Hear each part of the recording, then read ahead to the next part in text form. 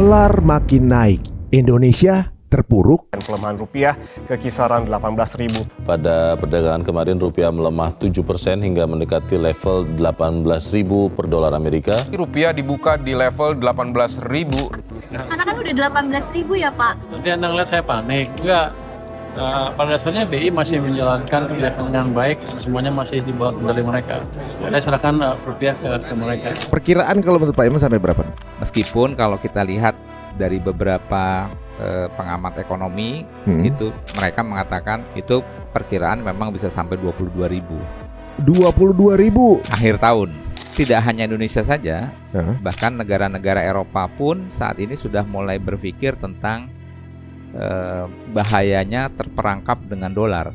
Apa yang terjadi di saat semua negara nabungnya dalam bentuk dolar, kemudian sang pemilik dolarnya sendiri mengatakan kali ini dolar tidak lagi di-peg terhadap emas. Semua negara di dunia pasti punya utang. Amerika punya utang, Cina punya utang, Indonesia apalagi gitu kan. Yang ngutangin siapa? Kayak bener.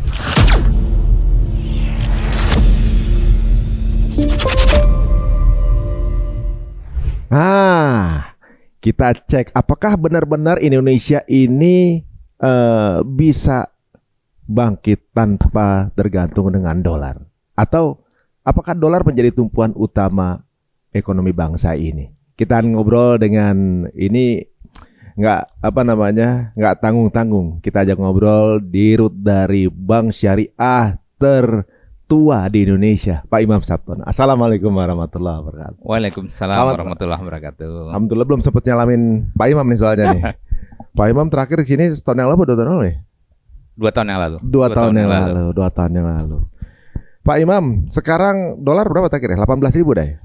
18.000. 18.000. Lewat dikit. Perkiraan kalau menurut Pak Imam sampai berapa nih? Kalau tidak, ini kan karena kondisi dinamis ya. Baik dalam konteks eksternal, di situ masih ada perang Iran, perang dengan Israel Amerika. Jadi kemungkinan masih banyak faktor yang tidak bisa dipredik begitu cepat gitu ya. Meskipun kalau kita lihat dari beberapa pengamat ekonomi, itu mereka mengatakan kalau as it is, ceteris paribus, itu perkiraan memang bisa sampai 22.000. 22.000 akhir tahun. Tapi pertanyaannya berikutnya adalah apakah memang faktornya penyebabnya hanya dari yang saat ini ada? Karena dalam 6 bulan ke depan itu peluang baik untuk menguat ataupun melemah juga masih banyak. Nah, jadi masih fluktuatif ya? Masih fluktuatif. Di sisi lain juga kita harus melihat adanya fenomena dedolarisasi dari negara-negara di dunia ini. Karena mereka juga melihat bahwa tidak hanya Indonesia saja, bahkan negara-negara Eropa pun saat ini sudah mulai berpikir tentang bahayanya terperangkap dengan dolar. Dedolarisasi itu salah satu yang paling terlihat adalah pembelian emas yang cukup signifikan dari beberapa central bank. Jadi ada pembelian emas dan repatriasi emas. Repatriasi emas itu adalah sisa-sisa waktu, ini balik lagi nih jadi cerita Bretton Woods yang tahun 1944 itu. Jadi pada saat negara-negara di dunia ini istilahnya bangkrut karena Perang Dunia Kedua, Eropa juga demikian, transaksi luar negeri juga menjadi hancur karena satu negara dengan negara yang lain tidak percaya. Karena dulu rejimnya adalah setiap currency itu di backup dengan emas. Nah kemudian kembali karena Eropa itu negaranya kecil-kecil, tidak ada yang bisa swasembada, pasti untuk bisa survive Perancis harus beli gandum misalkan dari Spanyol, kemudian harus beli daging dari Italia dan seterusnya sama negara Eropa. Nah pada saat itu tidak ada currency yang mereka merasa nyaman. Anda kan habis Perang Dunia Kedua pastinya babak belur. Iya kalau persediaan emasnya masih ada, jangan-jangan uang yang Anda terbitkan sudah tinggal kertas saja, tidak ada emasnya dan seterusnya. Ini kepercayaan ini menyebabkan transaksi luar negeri menjadi kolaps. Kemudian masyarakat pastinya kalau udah transaksi luar negeri kolaps, yang dirugikan siapa? Masyarakat, warga negara. Karena mereka ya kebutuhannya tidak terpenuhi dan seterusnya. Nah, akhirnya atas inisiatif Amerika, beberapa negara, sekitar 44 negara juga itu diundang ke Bretton Woods untuk bisa menyelesaikan masalah ini. Ya.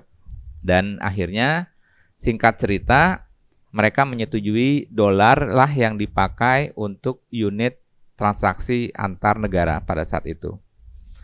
Kenapa? Karena pada saat itu Amerika sudah bisa membuktikan 70% dari cadangan emas dunia mereka pegang. Oh. Nah, sehingga akhirnya negara-negara sepakat beberapa mata uang itu di-peg kepada dolar lah yang di-peg kepada emas karena Amerika yang memiliki emasnya. Nah, dalam waktu yang sama pun akhirnya beberapa negara bahkan sampai dengan menyimpan emasnya, beberapa central bank menyimpan emasnya tuh di Amerika Serikat.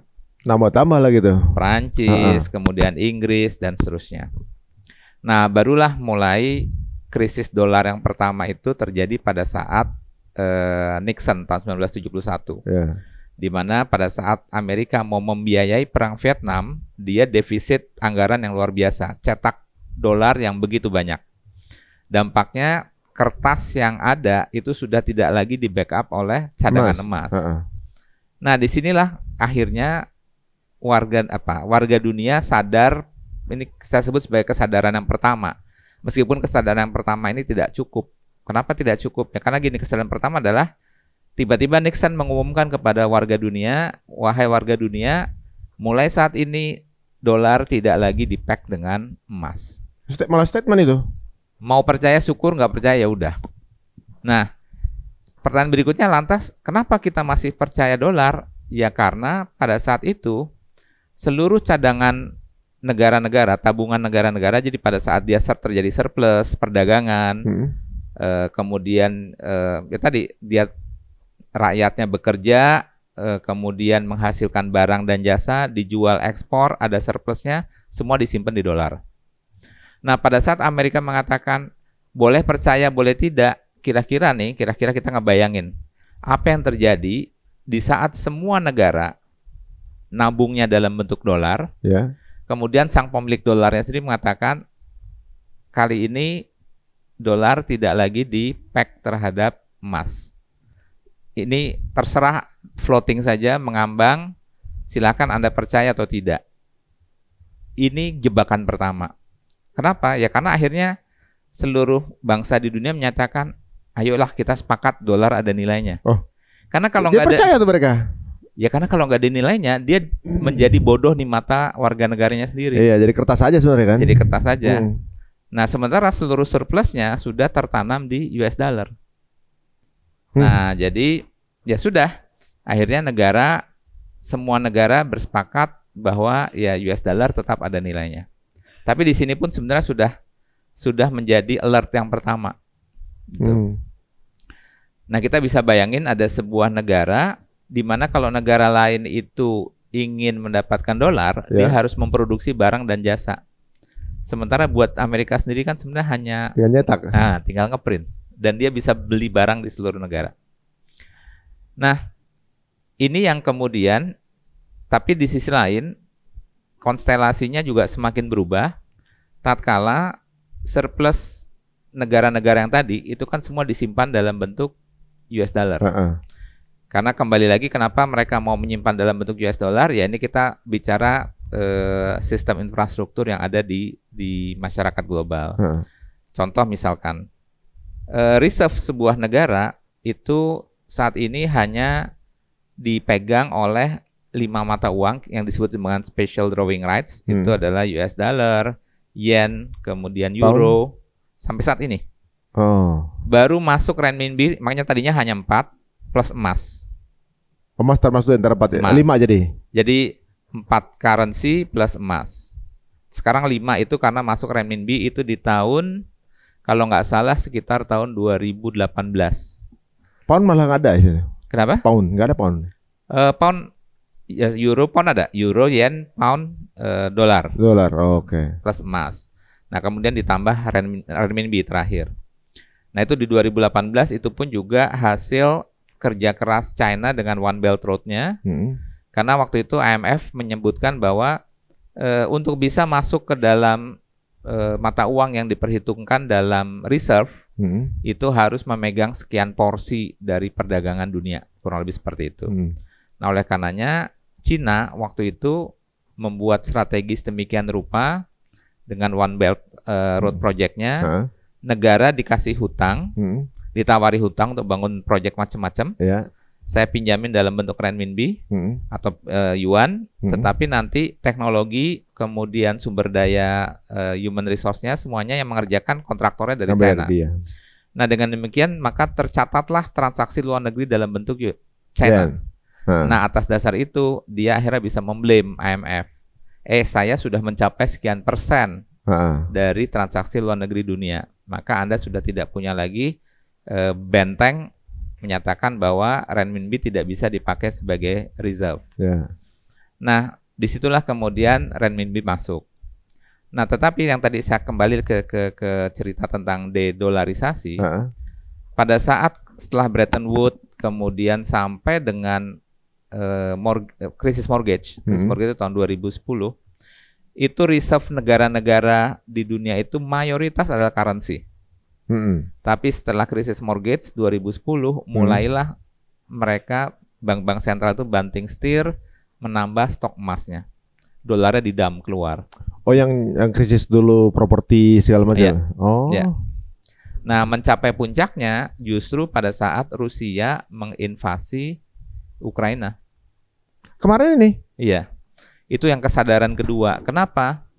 Karena pada saat si Rusia invasion Ukraina, itu Amerika dengan sekutu-sekutunya meminta supaya aset-aset Rusia di luar negeri itu dibekukan. Ya, aset-aset luar negeri dalam bentuk reserve. Jadi yang namanya negara tetap Rusia tuh punya deposito, punya uang atau punya giro di bank Perancis, punya uang di bank Inggris, punya uang di bank Jerman. Kenapa? Ya buat transaksi ekspor impornya dia. Jadi saya parkir di sana ya dalam bentuk rekening US dollar, karena kan buat ekspor impor harus US dollar. Itu kesepakatan waktu Bretton Woods, harus bentuk US dollar. Nah, tetapi pada saat Rusia mau invasion Ukraina, diperintahkan karena yang pegang sistem transaksi antar bank itu namanya SWIFT, itu dimotori oleh Amerika dan negara-negara barat tadi, supaya mereka tidak terkonek lagi dengan SWIFT. Jadi percuma Rusia punya uang dolar jutaan atau miliaran dolar di beberapa bank itu tidak bisa dipakai buat transaksi karena tadi dikeluarkan dari sistem. Itu yang namanya dibekukan. Nah, sehingga di situ ada kesadaran, bahkan kesadaran buat Eropa sendiri. Sebentar. Ini kita punya uang di luar negeri, pada saat tertentu kalau Amerika tidak suka dengan kita, maka Amerika bisa membekukan aset kita. Jadi paham nih. Sehingga jadi kita nggak bisa bayar impor, tidak bisa bayar ini. Terus gimana caranya? Ya sudahlah, kita kurangi porsi US dollar kita. Larinya ke emas. Nah, oleh karenanya pembelian emas sejak berapa tahun terakhir ini mencapai puncaknya mungkin 4 atau 5 tahun terakhir setelah invasion Ukraina. Itu bank sentral saat ini sampai dengan hari ini itu tingkat pembelian itu sampai dengan 1.000 ton per tahun, yang biasanya ada di kisaran 400-an ton, saat ini 1.000 ton per tahun pembelian dari central bank. Dan dia mulai mengubah komposisinya yang tadinya banyak currency akhirnya menjadi emas. Gitu. Karena lebih safety gitu ya. Lebih safety. Pantesan Bang Muhammad sekarang juga jual emas juga nih. Jadi masuk tuh ya. Tapi yang ironisnya kan kita ini termasuk produsen emas terbesar. Salah satu terbesar atau memang terbesar? Kalau tidak salah cadangan emas kita, tambang itu sekitar 1/5. Nomor 5 di dunia. 5 terbesar di dunia. Ya. Emas lagi ya? Emas. Nah, cuman balik lagi, penguasaan reserve-nya kita dalam bentuk emas itu baru di kisaran 4-5%, sisanya currency reserve-nya Indonesia ya. Nah, kemudian pertanyaan kan sering ada yang nanya ke saya, katanya kita punya tambang emas yang begitu besar, kenapa kita tidak punya emas? Nah, ini harus digali lebih sebuah lanjut. misteri. Ya jadi ini banyak hal yang justru menguak pertanyaan nih guys. Apalagi mungkin teman-teman yang baru. Obrolan dengan Pak Imam ini emang benar-benar ngulik banget ya, dan mungkin banyak yang baru kenal sama Pak Imam sekarang yang belum nonton mungkin episode sebelumnya, mau silakan ditonton. Ada mungkin pertanyaan dari teman-teman semuanya. Ini semua negara pasti punya utang. Semua negara di dunia pasti punya utang. Amerika punya utang, Ya. Cina punya utang, Ya. Indonesia apalagi gitu kan. Yang utangin siapa? Kaya bener. Nah itu dia pertanyaannya. Ini kaya banget dong. Bahkan berarti yang pihak penghutang ini lebih kaya dari semua negara di dunia combine. Ini kan unik. Ini Bank Dunia nih berarti yang ngutangin. Nah Bank Dunia ini siapa sih sebenarnya, Pak Imam? Oke. Jadi negara kreditur di dunia ini ya Bank Dunia sih salah satu entitas, meskipun dalam konteks tertentu mungkin utang bilateral antar negara juga mungkin kadang-kadang bisa lebih besar. Tapi balik lagi, bahkan Amerika sendiri, kita lihat kalau potongan besarnya Amerika sajalah. Kalau ditanya negara penghutang terbesar ya saat ini Amerika memang. Tapi kembali lagi mereka menghutang itu tidak harus miskin ternyata. Ini juga sebuah ironi gitu ya. Jadi menghutang itu atau budaya berhutang itu bahkan juga dimiliki oleh negara-negara yang besar. Jadi kaya pun utang. Kaya pun hutang gitu ya. Nah, tetapi yang menjadi masalah gitu ya, itu kita kadang-kadang nggak melihat struktur dari ekonominya. Sambil contoh misalkan, Jepang hutangnya besar. Ya. Tetapi satu sisi struktur ekonominya Jepang, jadi kalau kita lihat ekonomi itu kan kasarnya tuh consumption C plus G plus I plus export gitu ya, net ekspor impor. Nah, negara yang konsumsinya besar, utangnya besar itu pasti parah. Kenapa? Kasarnya gini, dia utangnya besar, oh dia pengusaha, wajar. Ya. Yang repot itu kalau pegawai utangnya besar, guru utangnya besar, betul. gitu ya. Ini kalau dalam skala mikronya, gitu ya. Jadi sudahlah komposisinya dia adalah sebenarnya negara yang didrive dengan konsumsi, hutangnya besar itu menjadi masalah. Beda dengan negara dengan struktur ekspor impornya banyak, industrinya bagus dan seterusnya, utang besar nggak ada masalah. Ya sama kayak kita bicara pengusaha berhutangnya besar itu masih oke. Tapi yang jadi repot itu kalau seorang pegawai ataupun guru ataupun apalah fixed income tapi utangnya besar, itu menjadi masalah. Nah, satu-satunya negara dengan consumption besar, utangnya besar Amerika, tapi buat dia juga nggak masalah karena dia yang nyetak. Oh iya. Karena dia yang nyetak. Nah, kalau ditanya bagaimana struktur kalau di Amerika berhutang? Nah, kembali lagi, jadi ceritanya nih kembali lagi kita bicara yang Federal Reserve waktu di awal akhirnya Federal Reserve. Jadi intinya dulu itu setiap transaksi awalnya itu orang menggunakan emas, tapi karena emas menjadi tidak praktis, satuannya susah untuk dipecah-pecah, kemudian dari sisi keamanan akhirnya orang simpen di bank, kemudian bank mengeluarkan semacam cek. Makanya namanya uang itu disebut dengan banknote. Oke. Jadi sebenarnya itu adalah tanda punya berapa persen dari emas itu gitu kan? Nah, oke. Karena kita punya emas, maka oleh bank dikasih cek bukti bahwa Anda punya emas yang Anda bisa pecah-pecah sesuai dengan berapa yang Anda mau belanjakan. Dan banknotes itu diterima oleh orang ya karena tadi si bank ini memastikan bahwa orang ini memang memiliki emasnya. Nah, kemudian ternyata cerita ini juga belum lama, baru terjadinya di tahun sekitar 1915-an lah krisis pertama di Amerika tuh, di mana dihembuskanlah isu bahwa ada salah satu bank yang tidak lagi di backup oleh emas. Kertas yang diterbitkan lebih banyak daripada emasnya. Nah, akibatnya terjadilah rush. Nah, kemudian rasnya itu semakin besar sehingga membuat kondisi menjadi chaos. Nah, maka datanglah kelompok bankers yang waktu itu dipimpin oleh JP Morgan. Ya. Nah, JP Morgan menawarkan ke pemerintah Amerika, bagaimana kalau ya isu ini kami redam sehingga kekuasaan Anda menjadi langgeng, karena kalau enggak nih kekuasaan Anda akan terancam nih, negara chaos dan seterusnya. Oke, deal. Gimana caranya?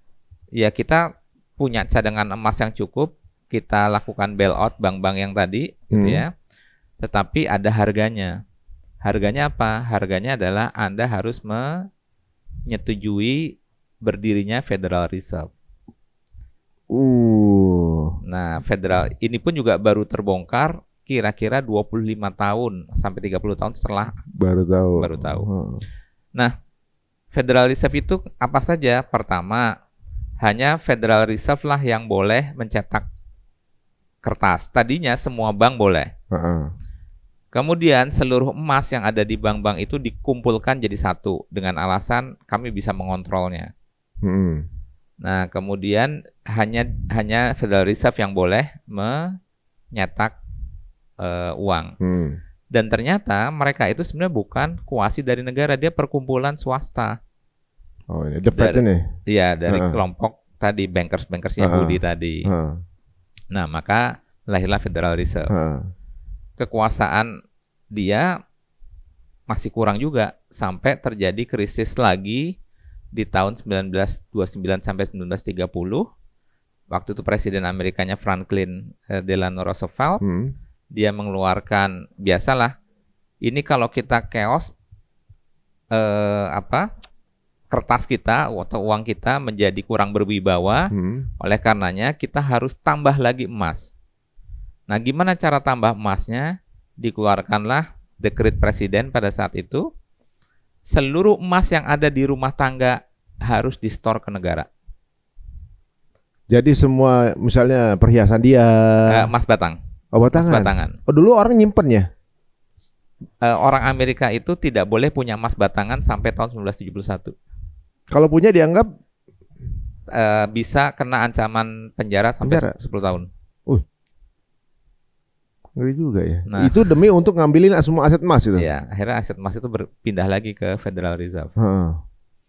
Nah, itulah cerita tentang kenapa kemudian pada saat Perang Dunia Amerika itu memiliki 70% cadangan emas. Belum lagi itu baru menghimpun emas di dalam negaranya sendiri. Belum lagi transaksi senjata yang menggunakan emas. Ya, kita mungkin sama-sama tahu sejarah tentang pesawat kepresiden pertama RI-1 Sulawah. Ya. Mungkin kita waktu itu Sulawah, Aceh dong. Aceh. Teman-teman kan waktu itu kita ngelihat dari sisi patriotiknya, di mana rakyat Aceh itu menghimpun membeli emas kalau nggak salah sekitar 24 kg itu untuk ditukar dengan 1 DC3 yang menjadi RI-1 pada saat itu. Cuman logikanya itu kita karena asik dengan patriotiknya. Cuman pertanyaan mendasarnya adalah apakah mungkin Amerika yang waktu itu menjadi sekutunya Belanda memfasilitasi pesawat kepresidenan dari negara yang tengah berjuang mendapatkan kemerdekaan, diberikan sebuah pesawat dengan cuma-cuma? Nggak cuma-cuma. Karena apa? Dibayar dengan emas. Kita yang ngasih emas? Kan warga Aceh yang ngumpulin emasnya. Oh. Jadi sebenarnya skandal-skandal transaksi perdagangan senjata itu banyak dilakukan dalam konteks emas tadi ya, sebenarnya untuk menghimpun. Bahkan kalau ditarik lagi ke belakang, jadi kalau ditanya kembali lagi, sekarang reserve, oke lah, sekarang Amerika yang katanya tukang cetak dolar dan diakui atau semua negara yakin dengan dolarnya, pertanyaan berikutnya adalah apakah sang pencetak dolar itu tabungannya, reserve-nya dalam bentuk emas apa dalam bentuk dolar? Ya itu dia. Ternyata dalam bentuk emas. Jadi reserve-nya Amerika itu cadangan, jadi tadi kan namanya cadangan negara, itu boleh 4 currency, sekarang jadi 5 currency plus emas. Nah, Indonesia emasnya sekitar 5%, currency sekitar 95. Negara-negara berkembang juga demikian. Amerika itu 77%-nya itu dalam bentuk emas. 23%-nya currency.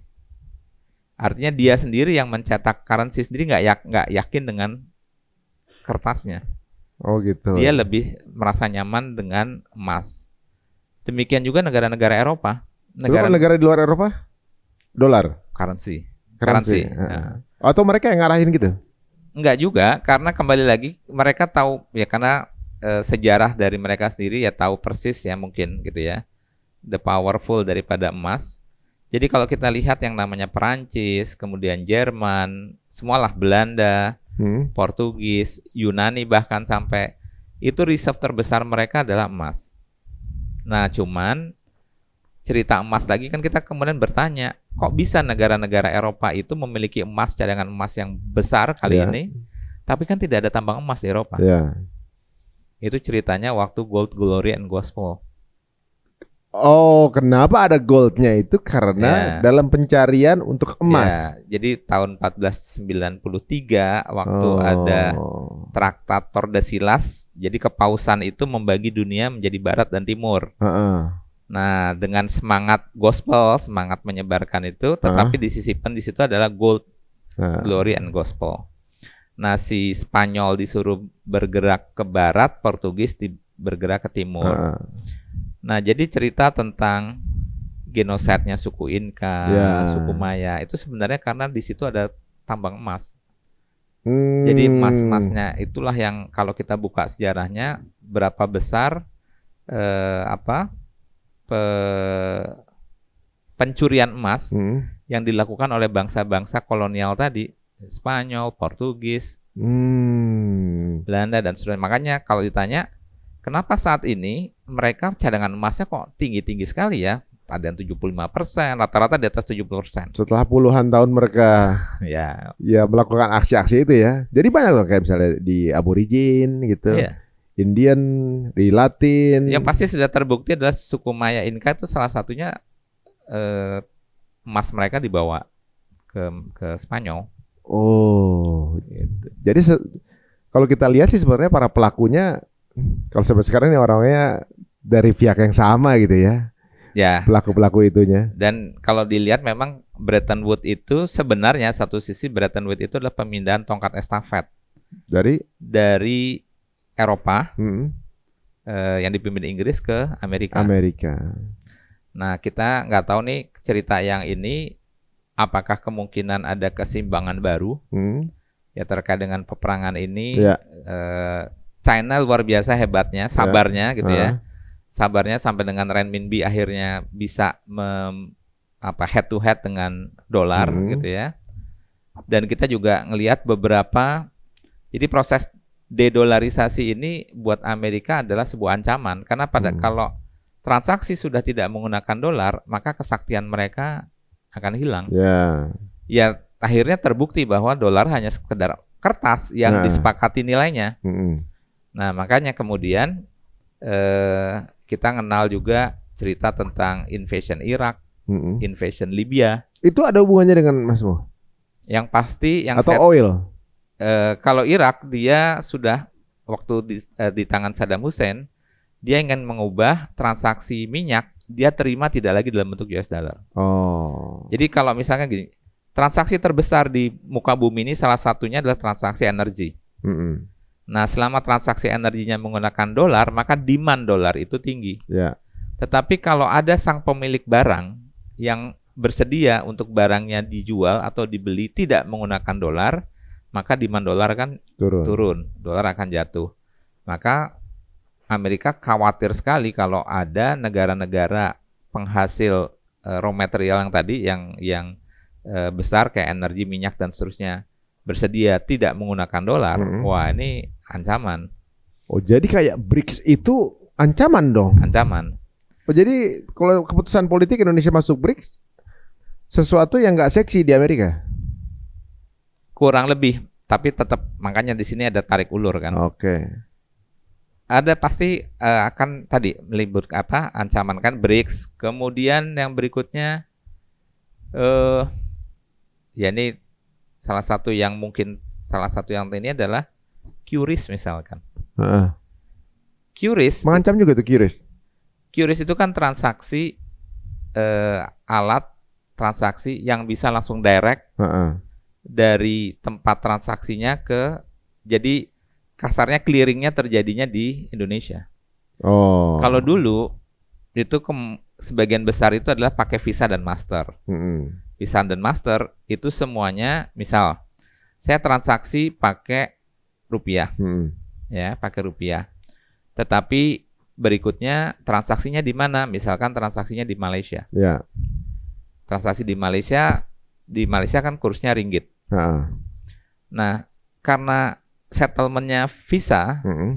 maka semuanya dikonvert dulu ke US dollar. Mm-mm. Nah, seakan-akan ada transaksi US dollar, maka Ya. demand US dollar tuh selalu ada. Oh, jadi setting kayak Visa, Mastercard segala macam itu adalah untuk kemudian semua transaksi di tag dulu ke dolar, Iya. baru ada. Nah, kalau pakai QRIS nggak? langsung Jadi ringgit ngelewatin rupiah. aja gitu. ringgit rupiah langsung aja, nggak tektok dulu. Nah, makanya Saya pikir QRIS itu seluruh dunia pakai enggak ya? kita butuh lobby, Oke. lobby antar negara, dan artinya pada saat kita lobby itu keputusan berat buat dua pihak. Heeh. Artinya pertanyaan berikutnya adalah pada saat ASEAN atau anggaplah Malaysia bersedia menggunakan QRIS, buat dia juga harus menghitung cost and benefit-nya. Artinya ya kemungkinan dia quote unquote misalkan disinggung sama yang sebelah gitu ya. Tapi yang lain berikutnya, daripada saya kehilangan market dari Indonesia, bagus mana gitu kan. Nah, contoh itulah sebabnya kenapa misalkan QRIS susah masuk ke Saudi gitu. Ya mungkin Saudi juga masih berpikir nanti kalau ini saya mungkin disenggol sama yang sebelah, si paman besar ini. Si rambut orange ya. Makanya nah ini contoh gitu ya. Jadi peperangan itu ternyata tidak hanya dengan peperangan rudal dan seterusnya. Sambil contoh dari hutang ya. Ya. Hutang itu sebenarnya lebih dahsyat daripada bom. Oh iya, makanya saya dengar begini, Pak. Nggak tahu benar atau salah ya. Kalau nggak salah, apa ungkapannya Rothschild, atau dia bilang kita tidak perlu menjajah sebuah negara, cukup dengan memberikan mereka atau menggunakan pinjaman perbankan. Ya. Maka negara itu sudah bisa terkontrol. Ya. Itu benar. Apakah itu kemudian saya dengar juga katanya kemerdekaan Indonesia itu dibarter dengan Indonesia hutang Hindia Belanda jadi hutang Indonesia. Pernah dengar itu, Pak? Ya itu salah satu. Jadi Saya hutang pertamanya Indonesia itu adalah hutangnya Hindia Belanda yang dibayarkan sama Indonesia. Indonesia dapat kemerdekaannya. Seingat saya itu ya, tapi persisnya seperti apa? Tapi itu salah satu yang ada dalam perjanjian Renville. Oh. Itu kaitannya nanti lahirnya menjadi bank sentralnya Indonesia Maksudnya, tadi. Ya tadi benar ada pengalihan menjadi hutang Indonesia. pemerintah Hindia Belanda menjadi utang dari pemerintah Indonesia nantinya setelah berdiri. Nah itu memang masuk bagian dari perjanjian. Kalau nggak salah di perjanjian Renville itu. Nah tadi hutang. Jadi gini, kalau kita meledakkan bom, maka korbannya adalah yang meninggal itu adalah orang yang di sekitar ledakan bom, dan yang rusak itu adalah sarana prasarana di sekitar bom meledak. Ya.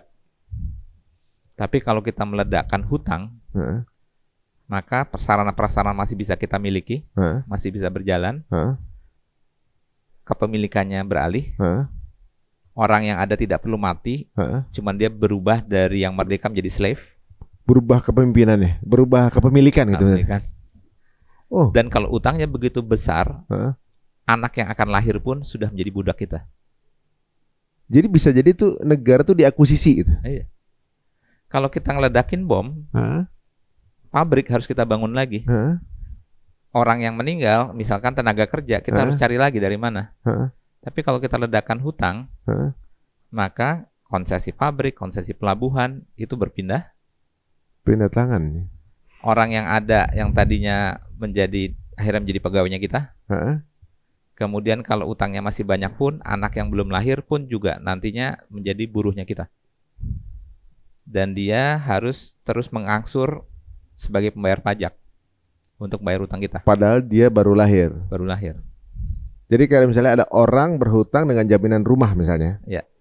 Ketika nggak bisa bayar utang, maka rumah itu diakuisisi. Ya. Jadi seperti itu tuh, kalau negara berhutang, kemudian nggak bisa bayar, maka otomatis kedaulatan negara itu adalah pemilik yang ngutangin. Ya. Itu bisa terjadi. Pernah terjadi nggak, Pak? Kita lihat saja beberapa negara Afrika yang saat ini sudah menggunakan mata uang China. Pakai yen. Pakai renminbi atau yen. Renminbi ya. Setahu saya itu Zimbabwe, itu sudah. Zimbabwe itu pakai yen. Jadi di negara dia, jadi salah satu kriteria kedaulatan sebuah negara adalah dilihat dari mata uangnya yang digunakan. Kenapa? Karena mata uang itu akan menentukan apakah orang itu akan jadi semakin kaya atau semakin miskin. Sambil contoh gini ya. Zimbabwe itu berhutang begitu banyak dengan China. Nah, akhirnya daripada dia cetak uang yang kemudian selalu terdevaluasi terhadap China, yang ada tuh uang Zimbabwe itu katanya umurnya saat ini dicetak, bulan depan itu udah nggak laku. Karena udah nggak ada nilainya. Nah, demikian frustrasinya karena ya hutangnya begitu besar, ya sudahlah paling gampang ya udah kita transaksi pakai mata uangnya China ya, pemberi hutang kita, selesai. Nah, China itu dengan mudah bisa mengontrol kalau ingin membuat orang Zimbabwe itu semakin miskin, maka turunkanlah nilai yennya. Maka daya belinya kan semakin rendah. Ya. Jadi semuanya jadi bisa dikuasain. Bisa dikuasain. Supply demand uangnya ya kalau pengen yennya naik ya supply yennya ke Zimbabwe dia tahan. Jadi satu negara itu akhirnya menjadi slave dari. Nah, saya ambil contoh misalkan. Setahu saya pada saat kita bicara SIPA dan Ligitan gitu ya. Itu pun juga untuk menentukan sebuah batas negara yang menjadi salah satu dasarnya adalah transaksi digunakan dengan mata uang apa. Karena itu menunjukkan kedaulatan dari sebuah negara. Nah, jadi kalau ditanya apakah ada negara yang sudah didikte dengan hutang, ya tadi beberapa negara Afrika bahkan sudah membolehkan mata uang sang pemberi hutangnya itu dipakai transaksi di dalam negaranya. Kenapa? Karena sudah sedemikian frustrasinya dengan mata uangnya sendiri. Ongkosnya menjadi lebih mahal dan sudahlah pakai. Nanti saya katakan terkadang senjata hutang itu lebih berbahaya daripada bom.